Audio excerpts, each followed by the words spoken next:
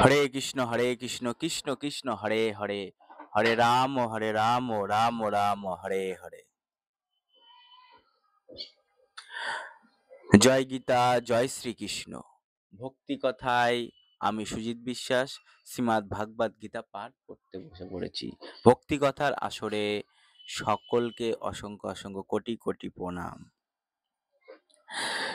শ্রীমদ্ ভাগবত গীতা যথাযথ থেকে সাংখ্য যোগ দ্বিতীয় অধ্যায় সাংখ্য যোগ পাঠ করে শোনাবো। নেহা বিক্রমণাস্যস্তি প্রেত্যাবায়ন বিদ্যাতে স্বল্পমপ্যস্য ধর্মস্য ত্রায়তে মহতো ভয়াৎ। এই ভক্তি যোগের অনুশীলন কখনো ব্যর্থ হয় না এবং তার কোনো ক্ষয় নেই। তার স্বল্প অনুষ্ঠানের ফলে মহাভয় থেকে পরিত্রাণ লাভ করা যায়। ইন্দ্রিয় তর্পণের কোনো বাসনা না করে কৃষ্ণ ভাবনাময় কর্ম সম্পাদন বা শ্রীকৃষ্ণের সেবা করাই সর্বোত্তম দিব্য কর্ম। মানে ইন্দ্রিয় তর্পণের কোনো বাসনা না করে, এই যে আমাদের ইন্দ্রিয় দেহের কোনো বাসনা, দেহের মানে কোনো লোভ লালসা, এইসব আকাঙ্ক্ষা, উচ্চ আকাঙ্ক্ষা, এইসব বাসনা, তাই বলছে ইন্দ্রিয় তর্পণের কোনো বাসনা না করে কৃষ্ণ ভাবনাময় কর্ম সম্পাদন বা শ্রীকৃষ্ণের সেবা করাই সর্বোত্তম দিব্য কর্ম। হরে কৃষ্ণ হরে কৃষ্ণ হরে কৃষ্ণ। কেউ যদি অল্প পরিমাণেও ভগবানের সেবা করতে শুরু করে তাতেও কোনো ক্ষতি নেই এবং সেই স্বল্প সেবা কোনো অবস্থাতেই বিফলে যায় না। হরে কৃষ্ণ হরে কৃষ্ণ। কেউ যদি মনে করে যে অল্প পরিমাণে শ্রীকৃষ্ণের সেবা করছে, তাতেও কোনো বিফলে যাবে না, সে ফল লাভ অবশ্যই করতে পারবে।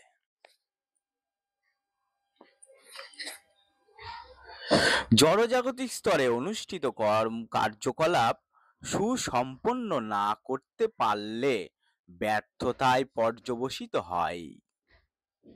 মানে এই জড়জগতের স্তরে অনুষ্ঠিত কার্যকলাপ, যত অনুষ্ঠিত কার্যকলাপ আছে, সুসম্পন্ন না করতে পারলে ব্যর্থতায় পর্যবসিত হয়।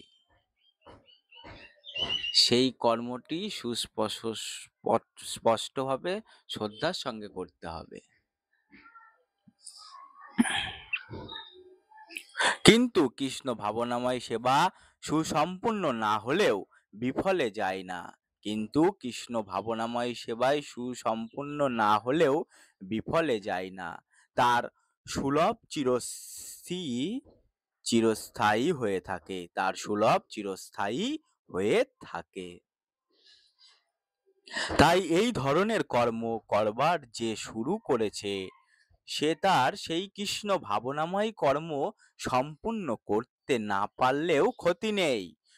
কৃষ্ণ ভাবনায় 1% কার্যকলাপও স্থায়ী ফল প্রদান করে। ফলে পরবর্তীকালে 2% থেকে শুরু করা যায়। কিন্তু জড় জাগতিক কার্যকলাপের ক্ষেত্রে 100% সফলতা ছাড়া কোনো লাভই নেই। কিন্তু এই জড়জাগতিক কার্যকলাপের ক্ষেত্রে 100% সফলতা ছাড়া কোনো লাভই নেই। অজামিল কৃষ্ণ ভাবনায় সামান্য কিছু কর্তব্য কর্ম সম্পাদন করেছিলেন, কিন্তু অন্তিমে ভগবানের কৃপায় তিনি 100% সুফল লাভ করেছিলেন। এই সম্পর্কে শ্রীমদ্ ভাগবতে একটি সুন্দর শ্লোক আছে। তক্তা সাধর্মং চরণাম্বুজাং হরে ভজন পক্কহত পতেত্যয়ত জ্যোতি যত্র কো বা ভদ্র ভূরমুষ্য কিং কো বার্থ অপ্তহ ভজতাং স্বধর্মাৎ। যদি কেউ তার স্বীয় কর্তব্যকর্ম করে ভগবানের শ্রী চরণাম্বুজের সেবা করে এবং সেই ভগবৎ সেবা সম্পূর্ণ না করে অধঃপতিত হয়, যদি কেউ তার স্বীয় কর্তব্যকর্ম ত্যাগ করে ভগবানের শ্রী চরণাম্বুজের সেবা করে এবং সেই ভগবৎ সেবা সম্পূর্ণ না করে অধঃপতিত হয়, তাতে ক্ষতি কি?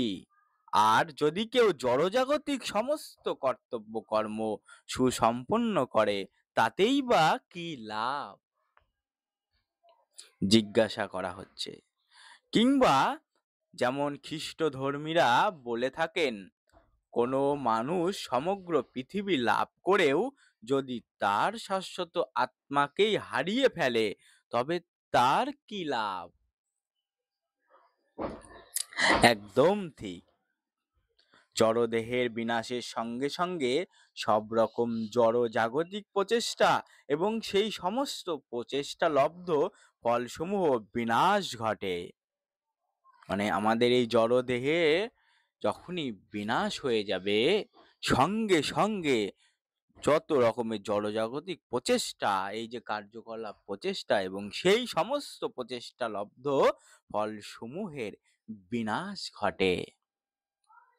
কিন্তু কৃষ্ণ ভাবনায় ভগবানের সেবায় নিয়োজিত মানুষ, মানে যে মানুষ সদা সর্বদা সব সময় কৃষ্ণ ভাবনায় ভাবিত নিয়োজিত মানুষ, এমনকি দেহের বিনাশ হলেও আবার ভগবানের সেবা করবার সুযোগ পায়।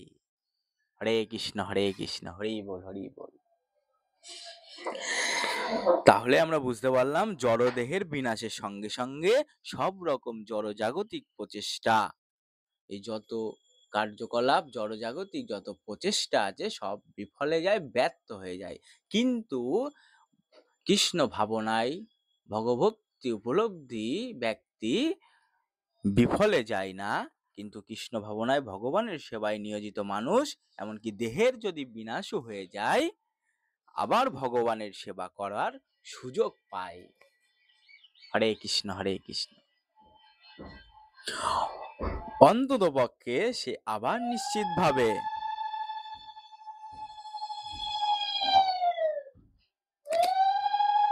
হরে কৃষ্ণ হরে কৃষ্ণ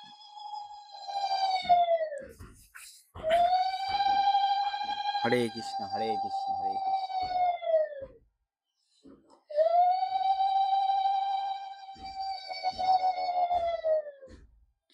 অন্তত পক্ষে সে আবার নিশ্চিতভাবে মনুষ্য জন্ম প্রাপ্ত হবার সুযোগ পায়, সুযোগ লাভ করে। সৎ ব্রাহ্মণ অথবা বিত্তশালী সম্মানিত পরিবারের জন্ম লাভ করে সে আবার উন্নতি সাধন করার সুযোগ পায়। কৃষ্ণ ভাবনাময় কর্ম অন্তর্নিয়োগ করার সেটি অতুলনীয় বৈশিষ্ট্য। ব্যবসায়ন্তিকা বুদ্ধিরে কেহ কুরুনন্দন বহু শাখা হনন্তস্য বুদ্ধয় ব্যবসায়ী নামা। যারা এই পথ অবলম্বন করেছে তাদের নিশ্চয়াত্মিকা বুদ্ধি একনিষ্ঠা হে কুরুনন্দন। অস্থিহ চিত্ত সকাম ব্যক্তিদের বুদ্ধি বহু শাখা বিশিষ্ট ও বহুমুখী।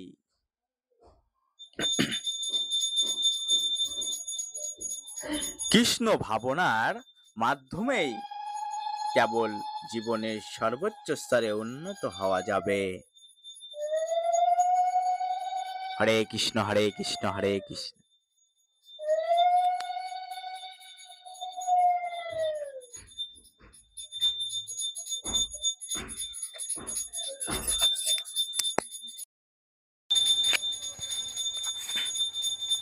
কৃষ্ণ ভাবনার মাধ্যমেই কেবল জীবনের সর্বোচ্চ স্তরে উন্নত হওয়া যাবে এবং দৃঢ় বিশ্বাসকেই বলা হয় ব্যবসায়িকা বুদ্ধি।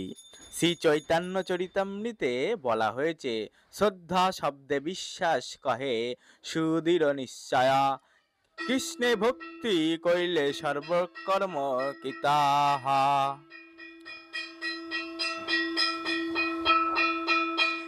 বিশ্বাস মানে কোনো সুমহান বিষয়ে অবিচল আস্থা। যখন কেউ কৃষ্ণ ভাবনার কর্তব্য পালনে নিয়োজিত থাকে, তখন তার আর বংশ পরস্পরা জাতি বা দেশের প্রতি দায়বদ্ধতার পরিপ্রেক্ষিতে জড়জগতের সঙ্গে সম্পর্কিত কোনো কিছুরই জন্যই কর্ম করার প্রয়োজন থাকে না। জাতি বা দেশের প্রতি দায়বদ্ধতার পরিপ্রেক্ষিতে জড়জগতের সঙ্গে সম্পর্কিত কোনো কিছুর জন্যই কর্ম করার প্রয়োজন থাকে না। সকাম কর্ম হচ্ছে পূর্বকৃত ভালো বা মন্দ কর্মের ফল অনুসারে সম্পাদিত কার্যকলাপ। কৃষ্ণ ভাবনার উন্মেষ হলে